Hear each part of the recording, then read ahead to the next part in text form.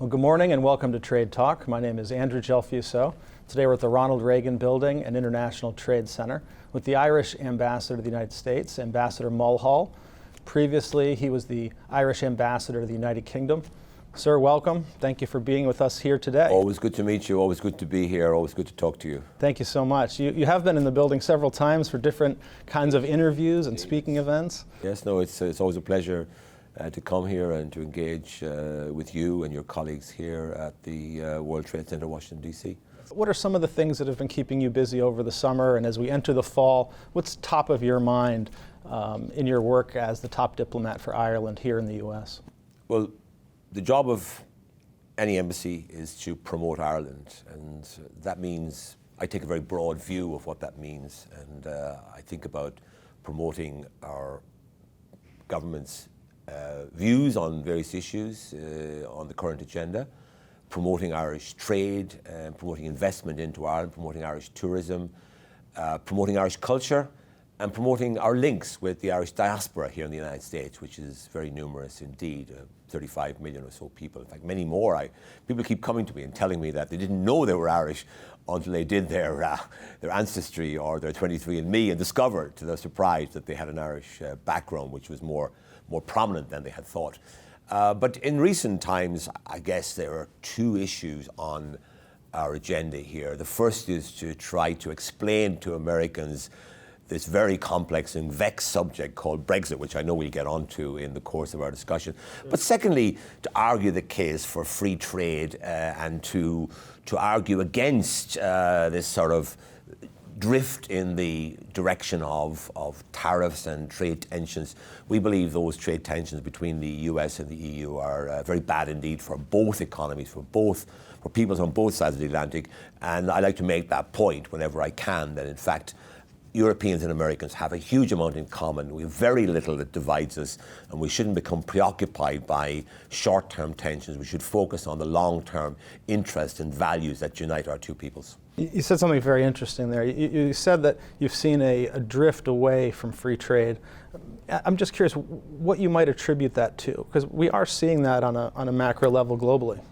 Well, I guess globalization, which is a phenomenon that's always existed, but there was particularly, I suppose, a powerful phase of globalization in the 90s and into the 21st century.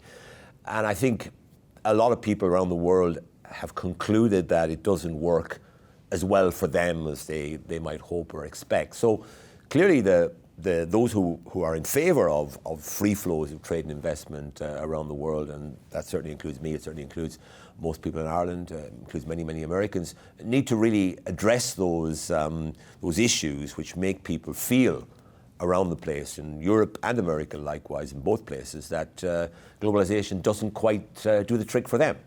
And I still think if you look at the impact of the opening up of the global economy over the last 30 years, it has been a massive boost for people all over the world. But obviously there are people who are not content, not happy with the direction of travel, and they have put pressure on political leaderships in various places to be a little more coy and cautious about the whole free trade arena. Given the media focus on the upcoming Brexit vote, we're hearing a lot about what Brexit means for the EU, about what Brexit may or may not mean for the United States. But this is a land border for you and your country. What does Brexit mean to the Irish people and the government of Ireland? Well, first of all, just to make the point that Brexit ought to be of interest to Americans, because the prosperity of Europe is a vital interest to America, given the amount of trade and investment that flows across the Atlantic. Brexit is definitely a blow to the economic prospects for European countries, UK and other European countries, particularly those countries that have strong economic links with the UK, will suffer because of Brexit. Nobody I've ever come across believes that Brexit will be a positive thing economically. They may have other reasons for wanting Brexit, but there are very few arguments to suggest that it will boost the economy of any country, anywhere in the world, in the short term at least. For Ireland, it has a particular significance because economically, while we're no longer dependent on Britain to the degree we once were, we still have important trading links with Britain, and anything that disrupts those links will be bad for Ireland and bad for our economy and bad for our people. But the particular issue for Ireland is really the border. The border in Ireland has for the last 25 years been an open border. No customs controls, no other controls. There's never been any passport controls, by the way, on that border, but there were customs controls, and during the Troubles, during the Northern Ireland conflict, there were security checkpoints as well. They all went. Customs controls went, security checkpoints went, and we have an open border, which goes through villages, farms, houses even. So it is not a border that has any physical basis. And the fear is that if that border were to be hardened in any way, that would be economically very disruptive. And I just today was watching an interview given by the leading civil servant in Northern Ireland, who set out very clearly the drastic, disastrous consequences of Britain crashing out of the European Union from the point of view of Northern Ireland and the economy of Northern Ireland, which is so deeply connected now with the rest of Ireland and will lose out very significantly if Britain crashes out of the European Union without any deal to tide over the relationship and the trading links between the UK and the European Union. So in summary, your position, your government's position is it's best if the UK doesn't leave the EU. And if that does happen, it's best if they leave with a deal. Worst case scenario would be a hard Brexit, them leaving with no deal. Correct. It's up to Britain, obviously. The European Union is not an empire that you have to fight to leave. You can leave of your own free will. It's a voluntary union of nation states, and there's no barrier to leaving the union. Britain, if it chooses to leave, we hope it will leave in an orderly fashion. We hope it will leave. Let me just give you a parallel with the United States. You have NAFTA, which accounts for 26%, I think, of your exports go to Mexico and Canada. 40% of Britain's exports go to the European Union. When your government decided you didn't fancy NAFTA, you negotiated an alternative to NAFTA. But meanwhile, NAFTA remains in place because the perception was that it would be too disruptive to go from having NAFTA to having nothing. Whereas Britain is looking to pull itself out of the EU with nothing in its place. And to me, that is something that has never been attempted in modern history. That a country would go from being part of the most advanced free trade area in the world, bar none, to having nothing to regulate trade with its nearest neighbours, to go back to as if we were all starting out. Starting out from the beginning. You know, free trade is something that builds up over time. You know, you start, negotiating free trade agreements with different countries, and you negotiate as much access as you can get to other markets, and you give as much as you need to give to get that access. And gradually it builds up to a point where you have a good equilibrium, where you have the access you require for your economy, and you also protect the bits that you need to protect. When you sat down with AEI for a podcast in March, you seemed to say that a hard Brexit was the least likely of the options. Have things changed between March and now September that have changed your opinion on what the most likely outcome of this will be? Well, you have to recognize facts on the ground. You have to, you can have a view at one time, but if the facts change, your view should change. Otherwise, you're not being sensible. So nobody could be under any illusion, but that the risks of a disastrous Brexit, a disruptive Brexit, have increased considerably, because the new government in Britain has taken a more a firmer and more strident line with regard, it says it's leaving on the 31st of October. Now, of course, there is the fact that the British Parliament has voted to prevent a no deal. So there is a law on the statute book in Britain which prevents the British government from leaving the European Union without a deal on the 31st of October. But there's still uncertainty because we don't know how that's going to work out, and it's not clear to anybody really what the next 6 weeks is going to have in store for us. But my earnest hope, and the earnest hope of our government, is that a settlement, a solution will be found. It's not beyond the bounds of human ingenuity and of the negotiating ability of British and European diplomats to find a solution that can be accepted by the British government, approved by the British Parliament, and that also gives the European Union the outcome that it needs for the future of Ireland, the peace process, and the European single market. During this time of uncertainty around Brexit, are you seeing any shifts in business, economic trends? Are financial institutions moving from the UK to Ireland? Are businesses coming up with strategies to hedge? What are some examples of what you're seeing? Well, I mean, there have been, I think the last figure I saw from our Industrial Development Authority was that 70 companies had established a presence in Ireland because of Brexit. Now, I'm not saying that they've all left Britain and established in Ireland, but that they have established a presence in Ireland in order to be able to operate within the European single market from Ireland. We expect that trend to continue. In the financial services area, I saw a report during the week that Ireland has been the biggest beneficiary. Yeah, I've seen that. Not in terms of maybe of jobs, but in terms of the number of projects that have come to Ireland as a result of Brexit is greater than the number going to Frankfurt, the number going to Luxembourg and other places in Europe. So we have benefited certainly from a flow of investment, but that doesn't. I mean, that's an upside to combat and to counter the downsides. But it doesn't mean that we're all cheerleading for Brexit. We're going to say bring it on. No, we would prefer to not have Brexit or to have a soft Brexit, even if it meant that fewer companies felt obliged or felt inclined to move to Ireland. So it's something that we welcome as one of the few upsides of Brexit, but it doesn't counter the downsides that are very serious as far as we're concerned. Do you find that the average Irish citizen, are they getting wary of this prolonged discussion, given how close it is for them, how personal this is with the land border?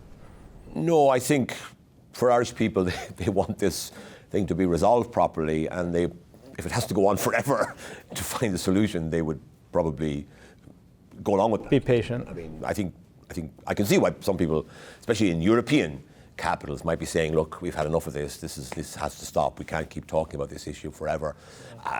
But in Ireland, I think the view would be this is so important that however long it takes, we have to take that time to get it right, because getting it right is absolutely vital. But of course, we recognise that there are various deadlines coming that European Union countries won't necessarily be happy to give an extension to Britain. The British government doesn't want an extension, the British Parliament does. So it's a very complicated mix we have at the moment. But we still earnestly hope that a solution can be found. And my experience of Brussels is that if there's a will to find a solution, there'll be a way to reach that solution.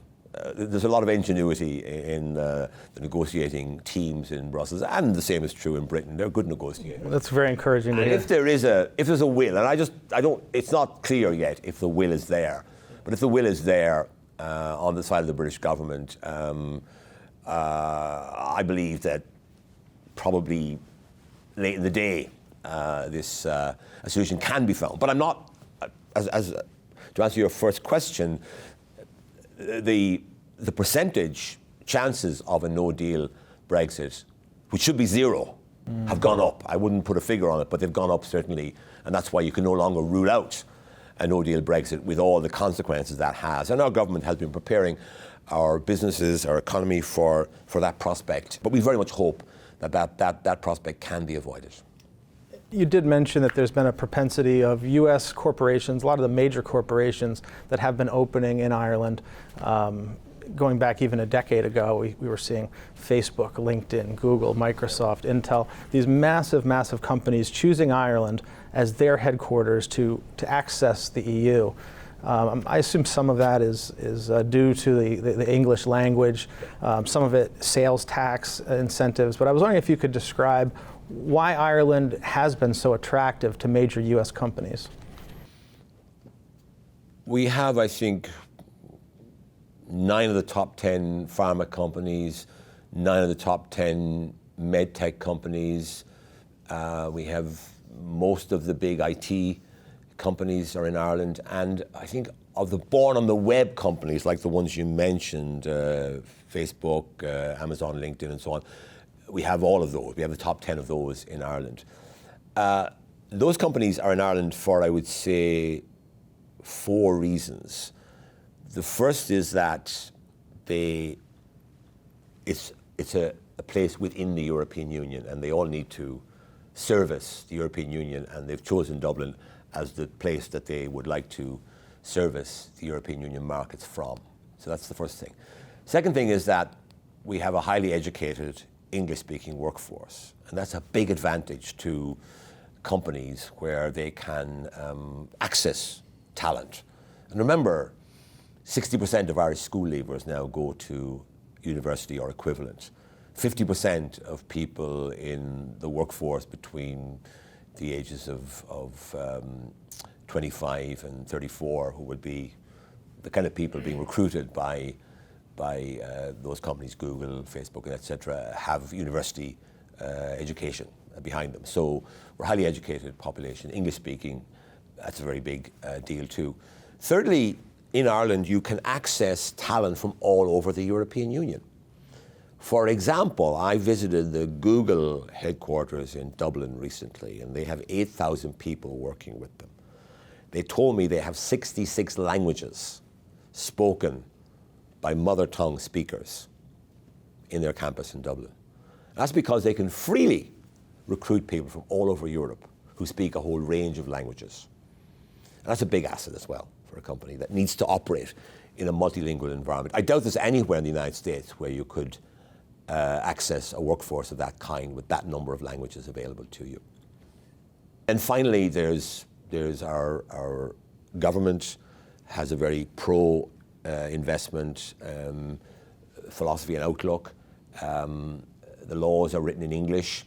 Big help to American companies. You can talk to your lawyer in English. You can talk to your accountant in your own language. You can understand what's going on there. And we have a 12.5% corporate tax rate, which is stable, transparent, and lets companies know exactly what they're in for when it comes to taxation.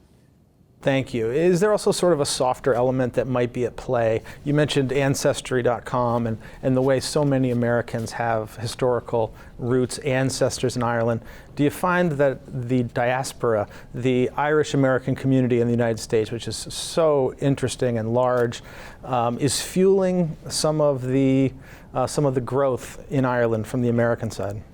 I dare say that if a company in the United States is looking to expand outside of America, and they conclude they need a base in Europe, that in many cases, if they have an Irish American leadership, or Irish Americans in the leadership group of that company, they will look at Ireland. I don't believe any of them will invest in Ireland purely on the basis of sentiment. So the sentiment, I think, will gets us them in the door, gets them to the country. To be looked at. Oh yeah, Ireland. I'd like to go. I'd have a look at that. But I think they will all make hard-nosed decisions. They will all do their due diligence, and they will invest in the place where they think they can have the best outcome for their company. So the sentiment gets us a hearing, but it doesn't do the deal. And I think we benefit here as well from that relationship, from that special relationship. I read recently that a new Guinness brewery was created in Baltimore. Yes, that's right. Not only that, but there are now 500 plus Irish companies with investments in the United States. It's growing every year. We've had 60 in the last 2 years, 60 each year in the last 2 years. So 120 new companies have come in. Now, a lot of them very small, but the companies that are trying to grow their business. And they're choosing the United States as a place in which they can grow their businesses globally and in the United States.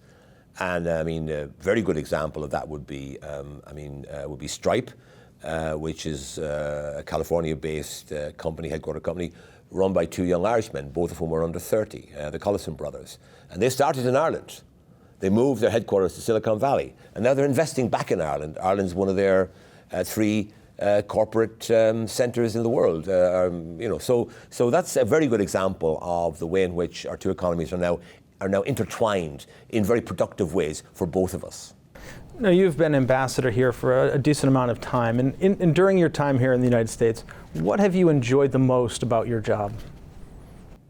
I've enjoyed traveling around the United States meeting Irish Americans all over this great country and experiencing different parts of this country through my connections with Irish Americans. In Ireland, we tend to have this kind of stereotype view that all Irish Americans are in New York and Boston and Chicago. But in fact, they're everywhere.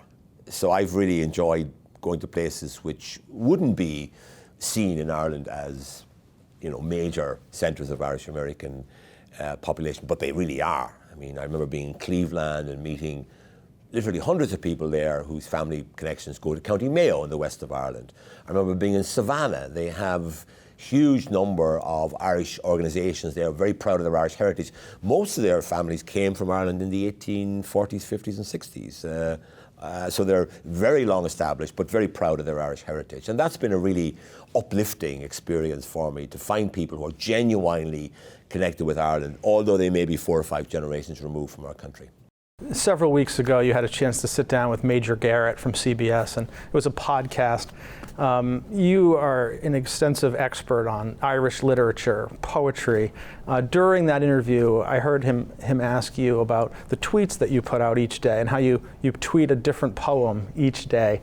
That's right, yes. My question is, how do you decide which poem to put out? Is it chronological? Is it alphabetical? No, it's entirely ad hoc. Ad hoc. I've never written a line of poetry myself. Let me make that clear. I'm not a poet by any means. But over the years, I've known quite a few poets, friends of mine from university or people I've met over the years. And I've acquired a reasonable collection of Irish poetry. So I have a full bookshelf of Irish poetry. And now, of course, poets send me their works because they know that I can help to make them more visible to people who like poetry, because a lot of people follow me because of my poetry tweets, and they always tell me they think it's the best thing on the internet, on Twitter every day, are my poetry tweets. So I do it because, first of all, it promotes Ireland, because it promotes us as an interesting country with a fascinating literature, which is not just dead poets, but also very much young, living poets. What I do is every evening when I come home from my day's work or from a dinner or a reception, I look at my bookshelf and I say, I haven't tweeted anything from that poet for quite a while.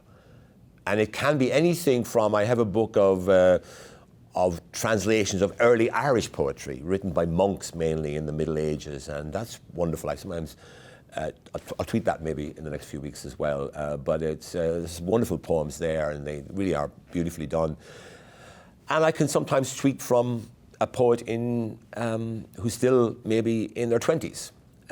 So it's a full range. I'm always looking for younger poets because I want to make sure that I don't give the impression we're a dead poets society. They have a lot of young poets writing very vibrant poetry, and I'm really proud of that. So it's a way of presenting Ireland. It's also a way of putting something out into the Twitter sphere that's calming and reflective and makes people think and doesn't make people angry. There's enough things out there that create anger and resentment and so forth. I put things out which people can enjoy. No, I'm sure. Sometimes I put out a poem, a tweet of Irish poetry, which may be seen by a minimum of 2,000 or 3,000 Twitter users. But sometimes it can be 100,000. I mean, it just can take off. Some poem can really strike a chord, and people. And I can never predict which one will fly and which one won't. But there are ones that really take off and get retweeted again and again. And I'm so glad that they're appreciated. Raising the dialogue on the internet is something we should all aspire to do. Yeah. You're an incredibly interesting and accomplished individual. I just want to thank you for coming into the Reagan Building today and spending some time with us. You're very, very welcome. It's been a pleasure as always to talk to you. Thank you very much. Thank you, sir.